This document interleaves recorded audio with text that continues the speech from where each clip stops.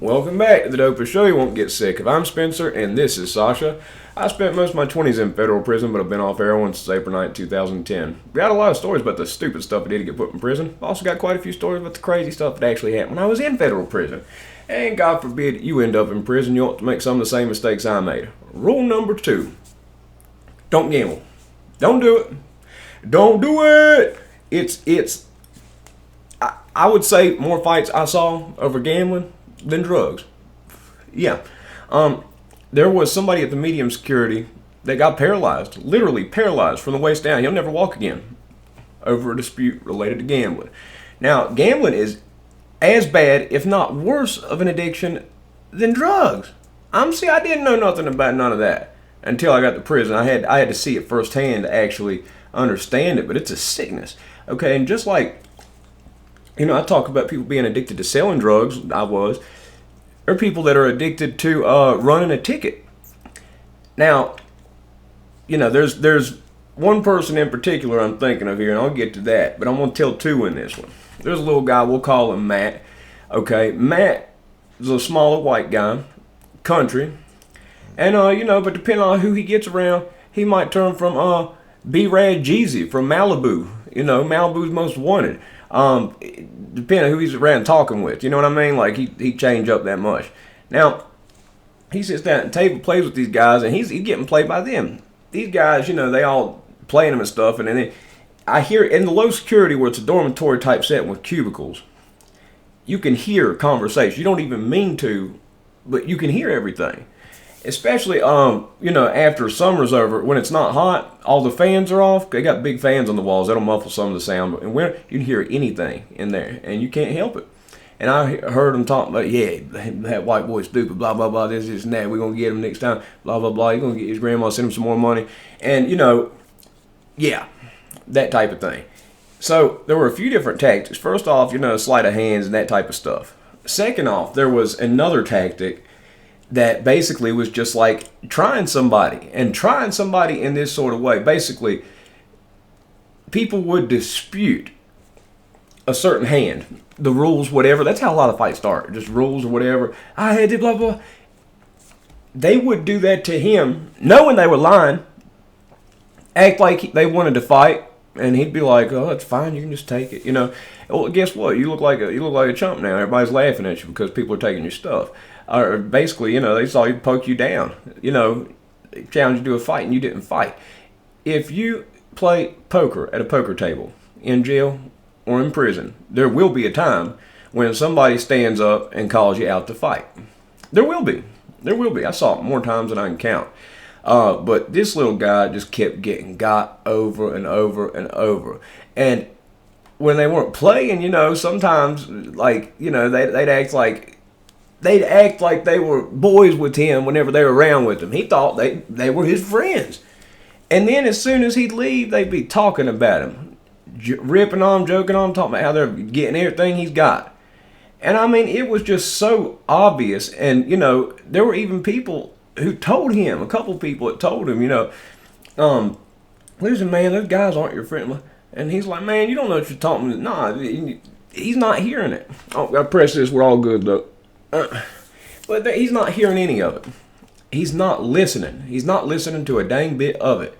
So basically, with gambling addiction, it's just like drugs. People don't start off doing, a bundle of dope a day. It starts with doing, a bag, 2 bags a day, then it's up to 3, then it works its way up. Gambling is a progressive addiction, just like drugs are. So people get deeper in that hole. They keep doing bigger things. And especially if they hit once. If they hit and win a good bit, that sparks the whole thing. I saw a good number of people make a good bit of money, then they kept making chances. Sooner or later, you're going to lose. It's going to happen. And with him, they got him into so much debt, that basically, and he'd have to go to the store man. The store man charges, typically, a lot of them charge 2 for 3. So if you borrow $2, you got to pay back $3. And if you borrow, like, let's say, I can't remember anybody eating ramen noodles in prison. That's ironic because it's the most common food in jail. But in prison, they had instant rice, everything. They had decent food. I can't lie on the commissary if you had money.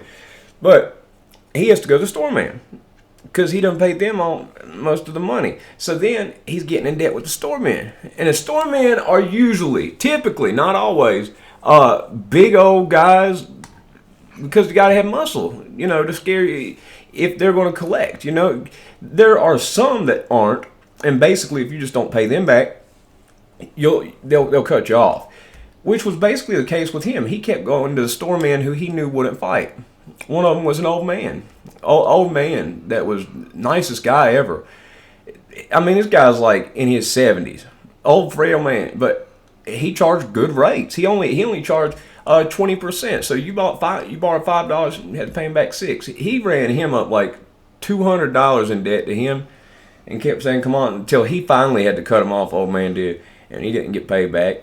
So he's picking and choosing. He's going around now, and he's the bum of the pod, asking everybody, can he borrow something, to the point where it gets known. And he's coming this way. Tell him no. No. And it got to that point. And he gets to the point where now he's having to give some of his trays. Okay, so now he's having to give up one of his trays every day, lunch or dinner. Okay? That's, yeah. And if you they scan your ID when you go through the line in the kitchen. If you go through that line twice, they'll write you a shot, an institutional shot. It's a 200 series shot, I believe, for stealing. They'll actually charge you a couple dollars out of your account. But what's worse is they take away your commissary, visits, all that. And he went through the line. He ends up getting a shot for stealing. Okay? Now, he can't go to commissary. So he can't pay back with that. So what's he going to do? The only thing they'll let you get is $25 of hygiene a month. So now he's getting money put on different people's books, and they charge usually $20 per every $100 that you put on somebody else's books. If you're going to do something like that, like if you spent your spending limit, and you wanted to buy more stuff, he ends up getting checked in. He checks himself in. You know what I mean? People are getting mad. Everything else. He could sense what was happening. Gotten so much debt, he checked in to the hole. And then they keep him in there for probably 2 or 3 months. Then eventually they send him somewhere else. Now, the other addiction that I spoke of is running a ticket. Everybody looks at how much money the ticket men look, and they look at guys like Matt, and they think, shoot, he gives them all their money, blah, blah, blah. I could be making that money. I could be the person who's giving that money to. But it's with the ticket. It's not the poker table I'm speaking of. The poker table, the house typically, they get so much each round. I don't know. I didn't play. But the ticket, they go to the education, and you can get copy card. I believe it's $5.50 at commissary. Make 50 copies. So 50 pieces of paper. And they write it by hand, and they'll have 9 tickets, and they'll cut it with scissors. Each ticket's about that big, and they'll pass them out. You fill it in, pay it with the money to the person, the runner, and then they pay you if you win.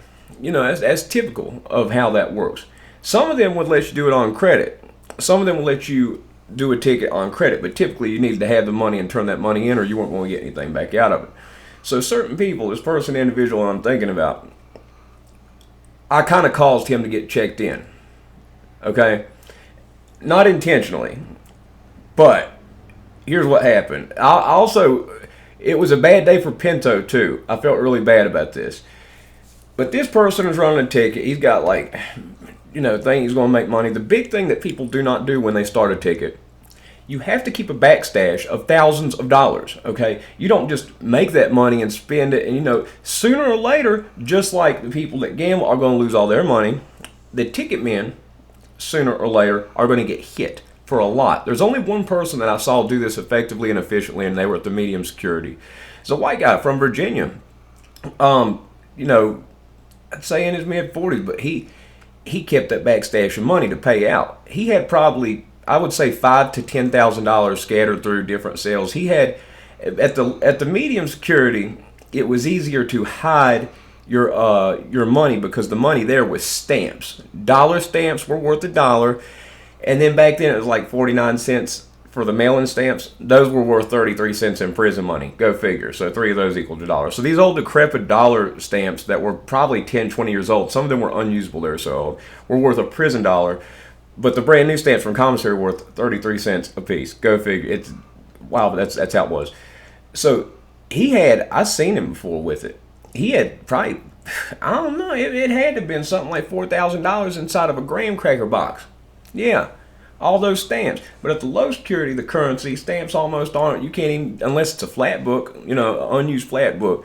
But that would be acceptable. But at the low security, it's mackerel, packs of fish. So 72 mackerel, they'll squish them until they're not edible into the old, so they're like that thin, and pack 72 inside of a box. You got, think about 5,000 mackerel. Where are you going to hide all that? So it was really hard for the gambling people at the low security. But anyway, what this guy was doing was started his ticket, and he made a little bit of money, right? But he likes to get high. So he likes to look super fly. That exclusive stuff, player. Whenever somebody comes in from another prison, they might have some shoes that might be there's some guys been in prison 20, 30 years, and they've had shoes that they have kept inside of a plastic bag. Complete. You know how old people put plastic on the furniture and leave it on there sometimes? Same thing. So they'll do this with the shoes and keep them. Those shoes end up being worth a lot. Certain shoes might go for as much as $500, $600, $700, $800. I mean, seriously.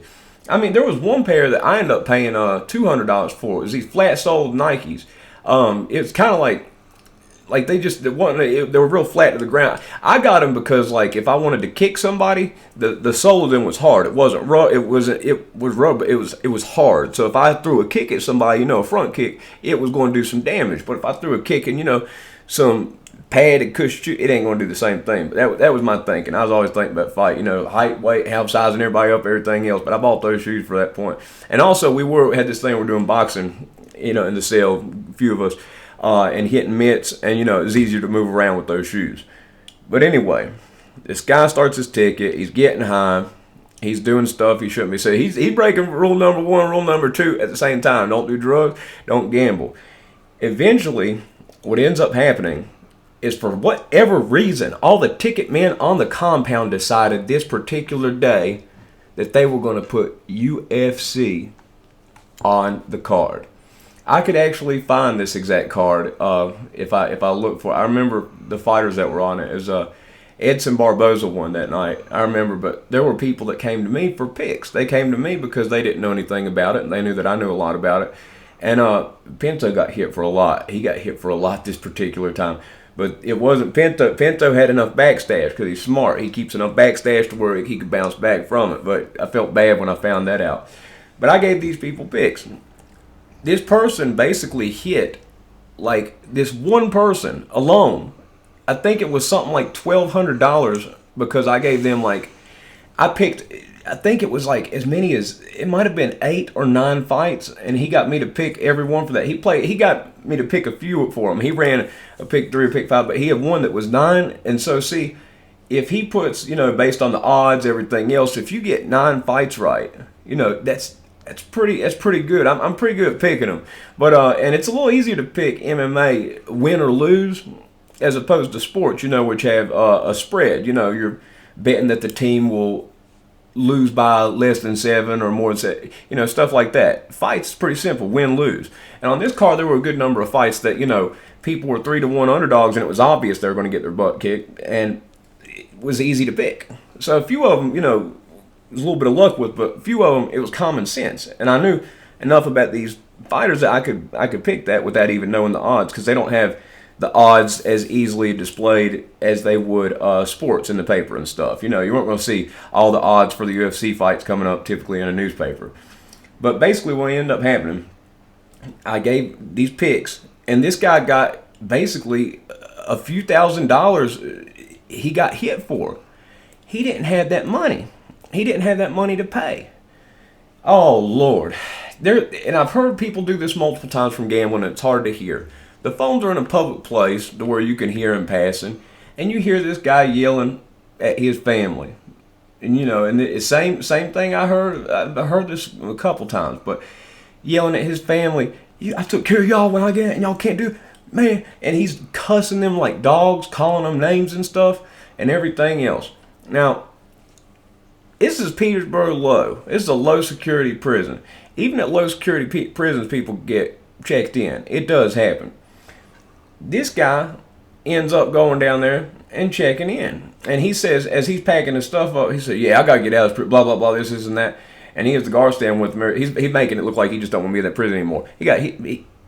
he got hit. You know what I mean? He got hit. So he couldn't pay these people out. And there are multiple people he's got to pay out. It's not just one guy he might have to fight. It's a whole bunch of people he's done pissed off. So he ends up having to check in too. They send him somewhere else. Ain't no telling where they're going to send you. When you check in the feds, they send people all over the place. He's probably in West Virginia, New Jersey, somewhere like that is where they probably sent him. Because, the feds in Virginia, the only federal prison that's here, besides Lee County. Lee County's got a camp and a USP. Petersburg, low and medium. It's the only place with a low and a medium. He's in a low. He's going to have to go Fort Dix. He's going to have to go to, he's going to have to go somewhere else. It's hard to tell where they're going to send him to. But when people did that, they'd end up being in the hole for forever, and the staff wouldn't want to transfer them at first. They'll make them stay in the hole for 2 or 3 months and try to get them come back out. And some people end up coming back out, and then they end up trying to work at a plan or this or that. Sometimes they'll tell. It's hard to tell, in each different case. But he ended up, gone. So I suppose he probably spent 2 or 3 months in the hole. They shipped him somewhere else, and that was my fault. I made the picks for it. It's kind of ironic too. A few of the guys made picks for it, gave me a few bucks, but I mean, I wasn't doing it for that. They came up and asked me. It was kind of cool that I felt like I could get that many right. It was a cool moment because I don't do anything.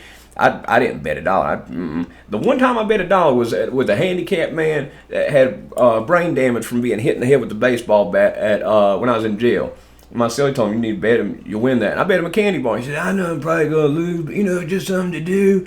And I bet him the whole time I'm watching this game, which I don't even like, which is football. I'm thinking, man, that could have been a candy bar I ate. Here I am giving it away. Man, I'm stupid. So, it does not end up good with gambling. Gambling, more fights. The guy who got paralyzed from the waist down, and then the staff were replaying it and like, oh, look, he got him. Watching it, that was sick and disgusting to see. That was upsetting. But anyway, if you like the video, press the like button. If not, that's 17 minutes and 14 seconds of your life in which you'll never get back. Sorry, I'm a little, have exposed nerve on a tooth right now. I'm in a tremendous amount of pain. Sorry also about the microphone. I'm trying to figure that out, why it dropped off. It dropped off twice yesterday. I might have to end up getting a new one. But when I'm in this tremendous amount of pain, I've been a little... I'm making it happen, but, it's a little bit rough for me today. So, sorry about that. Oh.